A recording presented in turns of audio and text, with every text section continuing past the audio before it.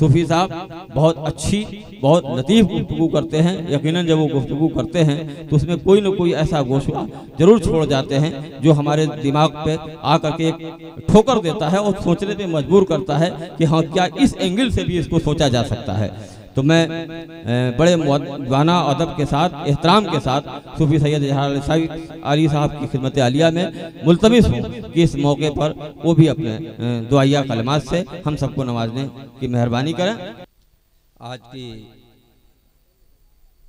इस मुतबर्रिक पुरमसरत महफिल के डाइस पर तशरीफ फरमा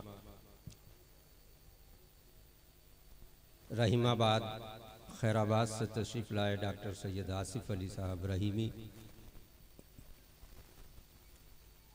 हमारे बाराबंकी के एक बुज़ुर्ग साहिब दीवान शायर अलहाज नसीर बाराबंकी साहब, हुज़ैल साहब, बाराबंकी की एक फ़ाल शख्सियत जनाब तारिक जिलानी साहब, आज की इस महफिल के मेज़बान जनाब सगीर नूरी साहब, उनके वालिद मोहतरम जनाब रफ़ीउद्दीन साहब, सामने तशरीफ़ फरमा मुस्तफ़ा ख़ान साहब, शुएब अनवर साहब, डॉक्टर ज़ुबैर साहब और वो तमाम हजरात जो इस महफिल में शरीक हैं, रिजवान फ़ारूकी साहब, हमारे बहुत कहाँ चले गए दिखाई नहीं दे रहे हैं, शकील गयावी साहब, जिनका बहरहाल इस महफिल में शरीक होना ज़रूरी भी था और वो आए भी, शाहब आलम खान साहब, सरवर किंतूरी साहब। आज की इस महफिल में कुल शरीफ हो चुका है। ये कुछ गुफ्तगू है तसव्वुफ़ पर, एक बहुत अच्छी गुफ्तगू ख़ुद सग़ीर साहब ने भी आप तमाम हजरात के सामने फरमाई। चूँकि इस महफिल में मुशायरा भी होना है और ये सूफियाना महफिल है और शायरी की महफिल है, तो तसव्वुफ़ को यूँ भी समझें कि रात दिन गर्दिश में है सात आसमां, हो रहेगा कुछ न कुछ घबराएं क्या। असल में तसव्वुफ़ की बुनियाद यही है। कहते हैं न तौबा पर, न ताअत पर, न ज़ुहदो इत्तक़ा पर, हमारा नाज जो कुछ है वो मोहम्मद मुस्तफ़ा पर, और सूफीज़्म में जो कुछ है वो सिर्फ तवक्कल है। किसी चीज़ की कोई ज़रूरत नहीं है, किसी चिल्ले की, किसी वजीफ़े की, किसी चीज़ की, सिर्फ अपने रब से, अपने मालिक से, अपने खालिक हकीकी से एक मजबूत रब होना चाहिए और उस यकीन में बाल बराबर भी शायबा नहीं होना चाहिए। अगर वो शायबा है तो तसव्वुफ़ के खेत से बाहर की कोई फसल हो सकती है। ये जो मजबूत यकीन है, इसी का नाम तसव्वुफ़ है, इसी का नाम सूफिज़्म है और ये विलायत का एक हिस्सा है। विलायत कुल नहीं बल्कि विलायत का एक हिस्सा है। इसको मैं अपनी ज़बान में अगर कहूँ तो विलायत के जो किस्में अभी बयान की, जाहिर है कि ये कोई पढ़ा लिखा शख्स ही कर सकता है और मैं बहरहाल पढ़ा लिखा नहीं हूँ, ये मालूम है लोगों को, लेकिन दो किस्में मैं भी कहता हूँ कि दो हैं और उनको कोई डिनाई नहीं कर सकता। विलायत की दो किस्में, एक वो कि अल्लाह ने जब इरादा किया तख्लीक का और रूहों को खल्क कर लिया तो कुछ लोगों को मुंतखब कर लिया। तो जो मुंतखबीन बंदे हैं, विलायत के मकाम पर फायज हैं, उनका मामला अलग है। फिर अल्लाह ताला ने इस दुनिया को दारुल अस्बाब बनाया, सबब की वजह से दुनिया चलती है। तो यहाँ जिन लोगों ने सबब अख्तियार किया, जिन्होंने कसब किया, मेहनत की, तक़वा अख्तियार किया, रोज़े नमाज फ़र्ज वाले नहीं, फ़र्ज तो सब पर फ़र्ज हैं, इसके अलावा जिन्होंने नफली नमाज़ों की कसरत की, नफली रोज़े रखे, लोगों की खिदमत की बग़ैर किसी तफरीक़ के, और अल्लाह अगर उनसे खुश हो गया तो उनको भी दर्जा विलायत अता कर दिया। ये कसबी विलायत है और इसमें ज़रूरी है कि उसे बहुत सारी चीज़ों से परहेज़ करना पड़ेगा, अपने आप को रोकना पड़ेगा और उन तमाम सालेहात की तरफ अपने आप को रुजू करना पड़ेगा कि जिससे कुछ हासिल होता है।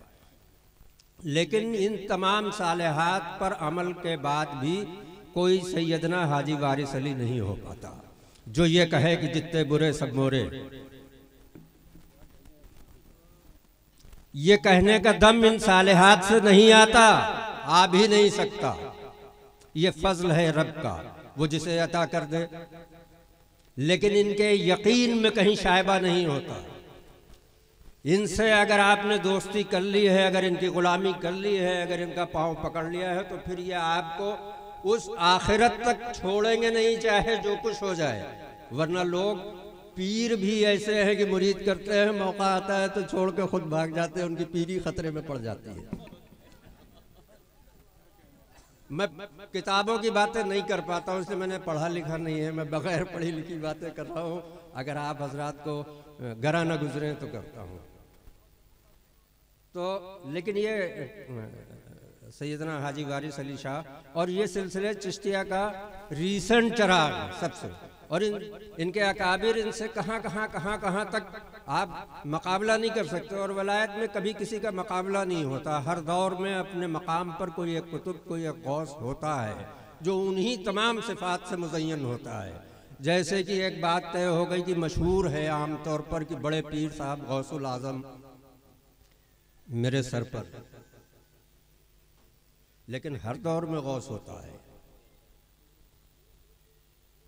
अब चूंकि वो इब्तदाई दौर था तो वहां से जो वो नाम आपके साथ जुड़ा, उसकी बरकतें कुछ ऐसी हुई कि वो उसी नाम से मंसूब हुआ।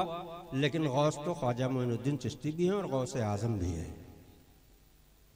इसी तरह इस सिलसिले चिश्तिया ने हिंदुस्तान को सैराब किया। उसमें बहुत सारे अकाबिर बुजुर्ग, जैसे आप महबूबे सुबहानी थे तो वैसे ही महबूबे इलाही जनाब निज़ामुद्दीन औलिया बड़े सुल्तान गौसियत के मकाम पर थे। बाबा फरीद से किसी ने पूछा, एक सवाल किया कि क्या कोई शागिर्द अपने उस्ताद से भी आगे निकल सकता है?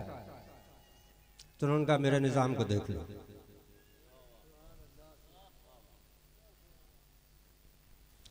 हालांकि कभी महबूब इलाही ने कदम बोसी में कोई बुख्ल नहीं किया है, जबकि वो मना करते थे कि तुम्हारे लिए नहीं है, फिर भी वो सिलसिले चिश्तिया की उस रवायत को कायम रखते कि जब भी अपने पीर की महफिल में हाजिर हुए तो 1.25 गज पहले जमीन पर थोड़ी रखकर कदम बोसी करते थे। ये निज़ामुद्दीन महबूब इलाही वो हैं कि जिन्होंने इल्म हदीस, इल्म सर्फ व नौ, शरीयत की वो तमाम शक़ें जो हो सकती हैं उन सब पर अबूर हासिल किया था। और उसके बाद वो कदम बोसी इस तरह करते थे जिसको आज के उलमा बिदअत से ताबीर करते हैं। मैं नहीं जानता कि सही कौन है, ये आप जाने और जिसको करना हो वो करे। हज़रत निज़ामुद्दीन महबूब इलाही का ये तरीक़ा था, उन्होंने अपना ये तरीक़ा बदला नहीं। हम भी सिलसिले चिश्त के एक अदना खादिम हैं, हम अपना ये रवायत बाकी रखना चाहते हैं और रखते हैं। हालांकि ये सुन्नत के ख़िलाफ़ नहीं है। असहाब ने रसूल अकरम सल्लल्लाहु अलैहि वसल्लम की ना ही सिर्फ कदमबोसी की है, बल्कि एक मशहूर वाक़या है कि सहाबी रसूल ने आपको घर पर दावत दी और दावत खाने की नहीं दी थी। कहा कि मेरे घर 2 रकात नमाज नफिल पढ़ दीजिए। मेरे आका तशरीफ़ ले गए और वहाँ 2 रकात नमाज नफिल पढ़ी। और वो सहाबी नाबीना थे, उन्होंने अपने हाथ से टटोल के कदम मुबारक देखे और वहाँ एक निशान बनाया और फिर वहीं मुसल्ला रखा और ऐलान किया कि यही कदम मुबारक मेरी सजदागाह होंगी आज के बाद। मेरे आका ने उसे मना नहीं किया। अगर वो जुर्म था तो रसूल फौरन टोकते कि है फलां, तुम ये क्या बातें कर रहे हो कि मेरा कदम तुम्हारी सजदागाह बनेगी, ये शिर्क हो जाएगा।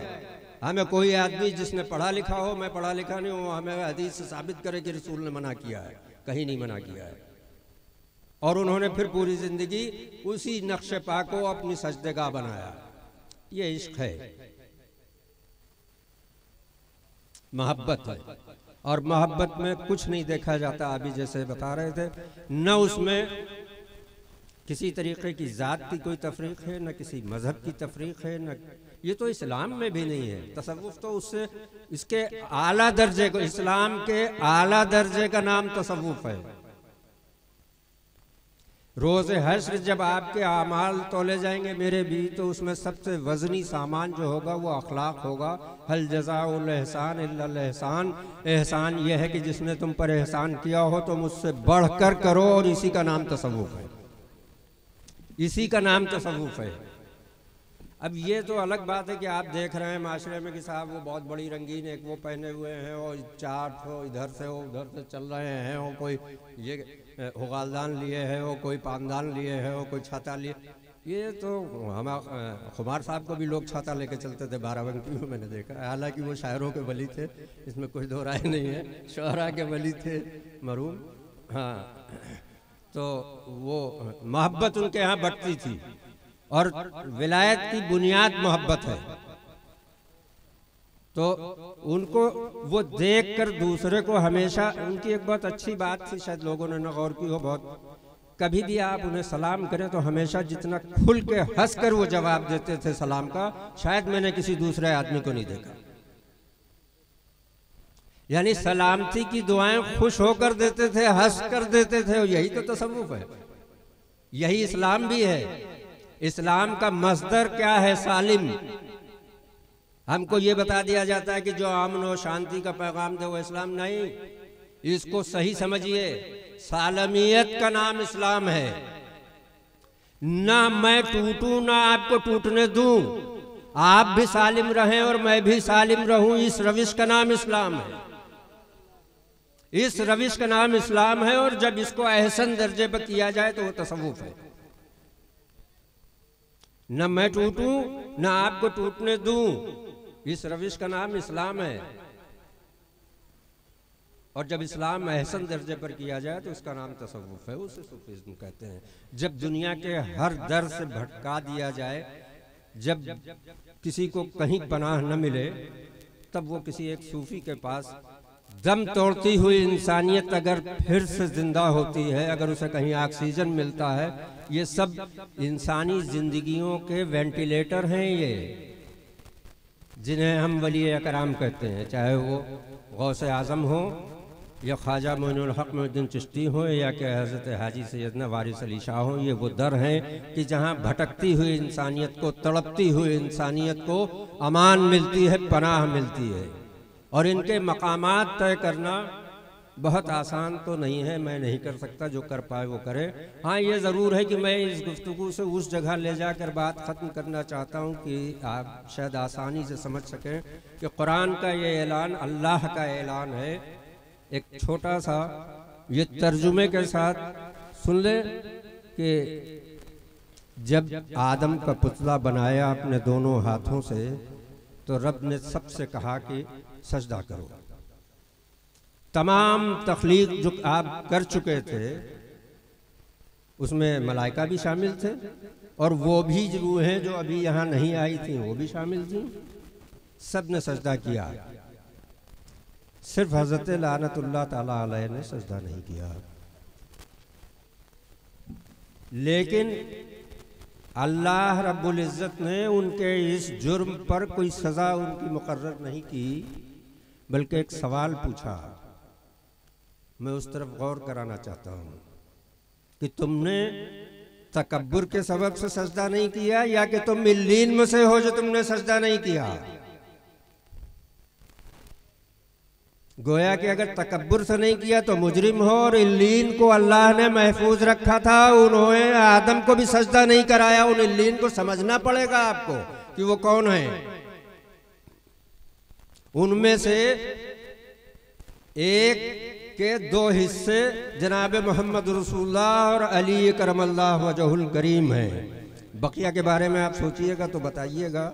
हमारे अकाबरीन ने अपनी किताबों में लिखा है, मैं कहीं दूसरों की किताबों में नहीं जा रहा हूँ, हमारे अकाबिरों ने लिखा है इसे कि इल्लीन में से है। उन्हीं में मौजूद थे कि जब एक नूर से खल्क किया, एक ही नूर से जनाब मोहम्मद रसूलुल्लाह सल्लल्लाहु अलैहि वसल्लम और आपको नबूवत, और दूसरे आधे हिस्से से हज़रत अली मौलाए कायनात करमल्लाहु वजहुल करीम को खल्क किया, और वहीं तय कर दिया दोनों के मकाम क्या हैं। दोनों के मकामात वहीं तय कर दिए गए कि हज़रत आदम के पुतले को इनसे सजदा नहीं कराया गया है। मैं आप तमाम हजरात से जो इल्मी शख्सियात हैं उनको एक दावत दे रहा हूं कि ज़रूर इसको ढूंढें, खोजें, पढ़ें, और अगर कहीं कोई बात लगे तो मुझसे ज़रूर साझा करें, ताकि अगर मैं गलत हूं कहीं तो मैं अपनी इस्लाह कर लूँगा। अब इसके बाद फिर ये सिलसिला जब तमाम शुरू हो गया तो अपने हबीब मुकर्रम जनाब मोहम्मद रसूलुल्लाह सल्लल्लाहु ताला अलैहि वसल्लम के ज़रिए एक जली ऐलान कराया कि ऐलान कर दो मेरे हबीब कि तुम जिस जिस के मौला हो उसका मौला अली भी है।